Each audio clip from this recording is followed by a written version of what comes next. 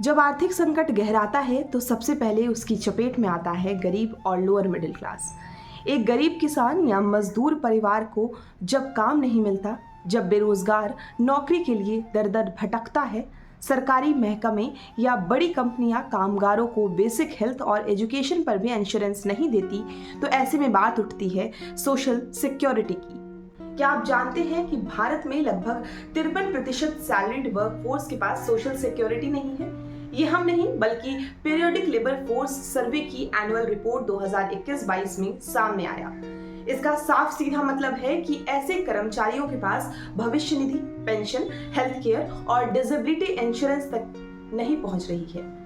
ये social security है क्या, क्यों जरूरी है ये, और इसके लिए भारत में क्या नीतियां हैं, इन सभी सवालों पर विस्तार से बात करेंगे। नमस्कार, मैं हूं मैत्री और आज बात सोशल सिक्योरिटी की। सबसे पहले जानते हैं कि आखिर ये सोशल सिक्योरिटी है क्या।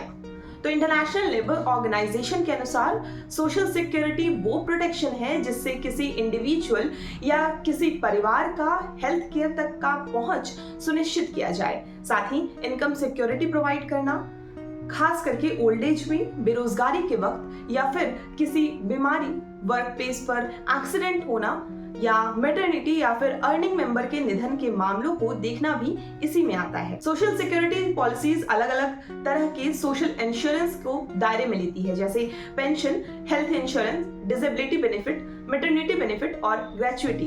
भारत के सबसे गरीब 20% वर्कफोर्स में से केवल 1.9% को ही इसका लाभ मिलता है। इसके साथ ही गिग वर्कर्स, जो भारत के सक्रिय लेबर फोर्स में लगभग 1.3% की हिस्सेदारी रखते हैं, इनको तो शायद ही किसी सामाजिक सुरक्षा का लाभ मिलता हो।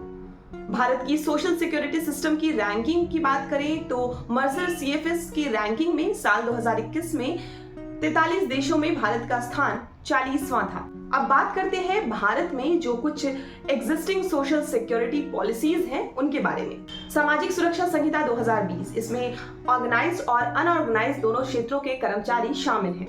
Retirement pension, provident fund, life and disability insurance, health care and unemployment benefits, sick pay and leave और पेड पैटर्नल लीव इसमें कवर होते हैं।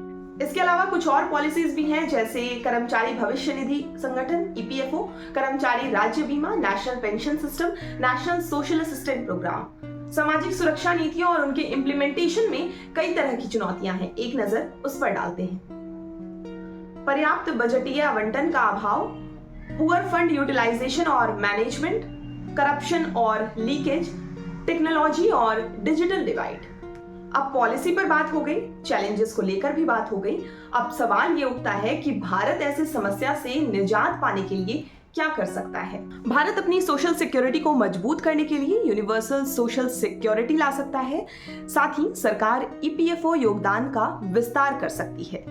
इसके अलावा अनएम्प्लॉयड, अंडर एम्प्लॉयड या लो अर्निंग वाले लोगों को भी सोशल सिक्योरिटी देने के लिए सरकार को काम करना होगा। मौजूदा नीतियों को भी और मजबूत करने की दिशा में प्रयास करना जरूरी है। साथ ही भारत कई ऐसे देशों से सीख सकता है, जैसे ब्राजील, जर्मनी, सिंगापुर। तो ये था सोशल सिक्योरिटी को लेकर पूरा हिसाब किताब। इसे लेकर जागरूकता बढ़ाना भी हमें एक अहम कदम लगा, इसलिए आज आपसे हमने इस टॉपिक पर बातचीत की। सोशल सिक्योरिटी कितनी जरूरी है, इस पर आपकी क्या राय है, हमें कमेंट करके जरूर बताएं। बहुत शुक्रिया।